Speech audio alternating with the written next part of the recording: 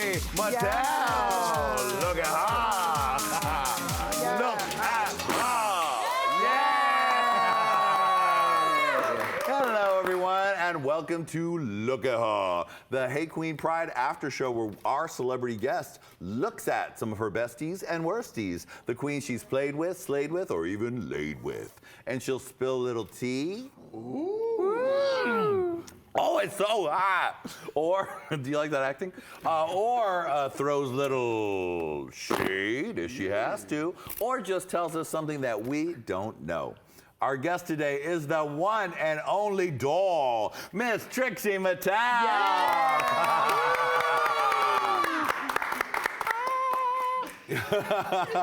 You are here, you are queer, you are looking fantastic. Listen, I'm sitting in an uncomfortable position in a tight corset on a purple couch. I can only be one place. Hey, Qween! Hey, Qween, yes. Lady Red, have you been having fun with the original doll today? I am having such a ball, such a nut, such a just wonderful thing. She even gave me a little glitter, honey. Yes! Right here on my desk, I have in my hot little hands the first look at the TRIXIE MATTEL makeup. Yes. Honey, why don't you hold it and deluxe it for us? Well, I've never done anything like this before. Okay, my first lipstick is called Stacy, and it's a hot matte, like convertible pink. So pretty. I have it on now. Gorgeous. And it was important for me for my first color to pick something that worked for any skin tone. Yeah. Because it's this crazy neon, so it's incredible. And the heart shape, I mean, you're gonna sell 1 million of these. This lipstick will make people gay. Oh, yes! Yeah, and then, you know, yes. And in old etiquette books, they say you're supposed to apply makeup in private, but this is very much meant to pull out in public. And gag them all with your cuteness. Yes. Oh, your lipstick's just a little black too? Well, look at this. Yeah. Look at her. And then we have a few glitters. Those are the boxes. This. Oh my God, they're so cute. The blue boxes are cosmetic glitters, so they're safe for in and around your eye if you're a touring drag queen with sensitive skin. The bigger box is a bigger glitter that's meant for hair or nails or skin. This is more like showgirl size glitter. Yeah. Really gorgeous. Congratulations on this makeup line. Everybody needs to get it. If it's not already sold out from DragCon. Let's hope it's sold out, girl. Yes.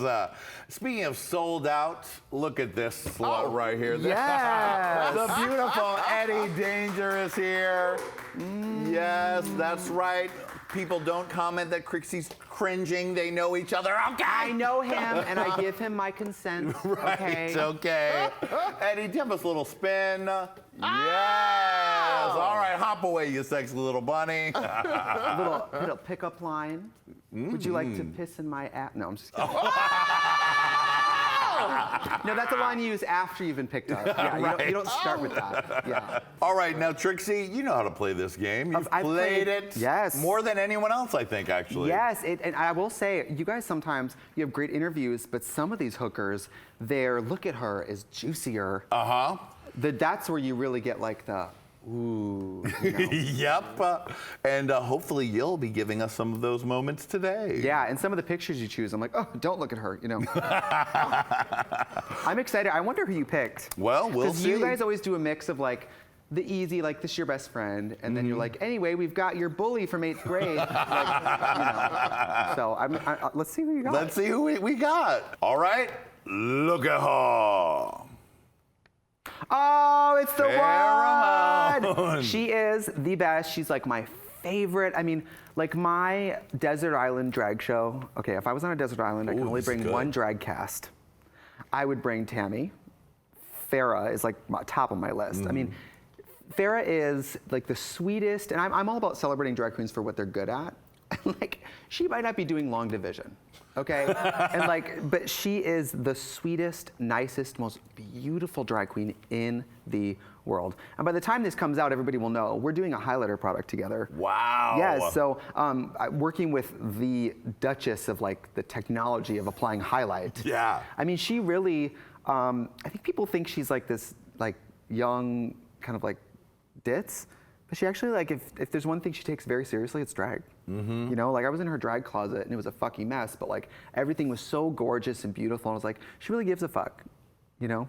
She's on tour with Chad right now doing that burlesque tour. Yeah. I thought about flying to Europe to see that.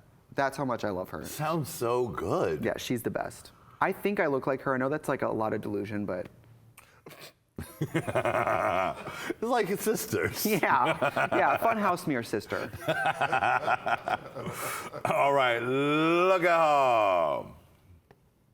Oh my God, Kimberly Chi. Kim Chi, your old old school friend from She is old. being on the bus together, going to Chicago. Oh my God. I did talk about that last time I was here, right? Yeah. I mean, if you guys don't know at home, like I used to take the $9 Greyhound to Chicago, stay in Kim's apartment, sleep in her bed with her, surrounded by all of our drag, and just like, she would, you know, come home from the club, fall asleep with her glasses on, with her laptop open, listening to Celine Dion, like just planking, listening to Celine Dion. And I mean, we would order pizza, you know, and then wake up and use the pizza box to make headpieces for the gig the next night. Wow. It was so like, we had nothing. And Kim, I mean, now she has access to designers and wigs, but Kim with no resources was still Kim Chi. Wow. And everything she put out was always perfect. I mean, I remember when I met her, it was almost like we were both finding our drag selves, and we would sit next to each other, and it was almost competitive of like who can put on the most makeup. I don't think we look alike, but I think you can tell that we used to like, I know you are, but what am I, with how big our eyeliner was. You know what I mean? She's the best. I think she's one of the best drag queens in the world. Now, you guys have become, you both were just unknowns when you were friends, and now you're both superstars. How do you navigate a friendship when so much has changed around you? We just don't talk anymore. No. Well, we don't get to see each other very much. That's one of the problems is when Kim got on Drag Race, I thought, oh good, we're finally gonna see each other. Bitch, no. I see her like once a year at DragCon in passing. We're crouching in a green room eating a granola bar. Right. Oh, hold on. Ooh. And she's great though. She's wonderful. I mean, like world famous. Like Kim in Korea, Kim's like Beyonce in Korea. Wow. You have to think like you can't just be gay in Korea. No. So when Kim goes to Korea, it is an event. It's pride when she steps out that plane. I bet it is. Because she represents an immigrant going to America and embracing their faggotry and climbing the ranks at lightning speed. Yeah. And you know, on tour, she never does her makeup the same twice. So you notice on Instagram, I've been trying to do this for 10 years. She can look different every day, and it always looks perfect. Right. I mean, you know, she's really the best. Look at her. Oh my God, Jeffree Star. That is a great picture. Look at that. So you went to her mansion to film together. She's great. She's super nice, and I was talking to her, and I don't know how much she wants me to like be candid about the way she feels, but she was like, "You don't understand. She's like, I had a few $1,000s left of my MySpace money, and I put all of that into my first lipstick formula, not knowing what would happen. And when I first was starting my project, she was like, do it. You know, she's like, if you have any questions, whatever. But she was like, I put all my money and savings into this lipstick formula, not knowing what would happen. And I think that she's inspiring because she represents a gay person, a cross-dressing gay person, who took their passion and ambition and just like origami folded it into something that is like incomparable. Yeah. Her formulas, her packaging, the names, the marketing, it's not a team, it's her at the head of it doing it. And I mean, she was like, you know, more money, more problems. She's like, I might have made this amount in the last few years, but she's like, I have hundreds of people who depend on me for employment. She's like, so you get what you want, and there's also a lot of work attached to it, and I think it's cool. I mean, think of how many straight white guys run big makeup companies. Yeah. And she's this guy in a wig from this like MySpace scene who's like, no bitch, I toured the Warped Tour. I know about cosmetics that need to be bulletproof. You know what I mean? Yeah. She's great. And What all was of her the products, house like?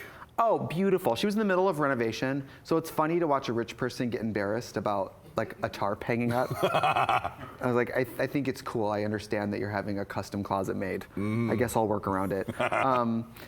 She was really nice though, and her beauty room is just, you know, where she films is just one big long room with just mountains of free products that people send her because, you know, she's only one person with one face. She can't possibly wear everything. Right.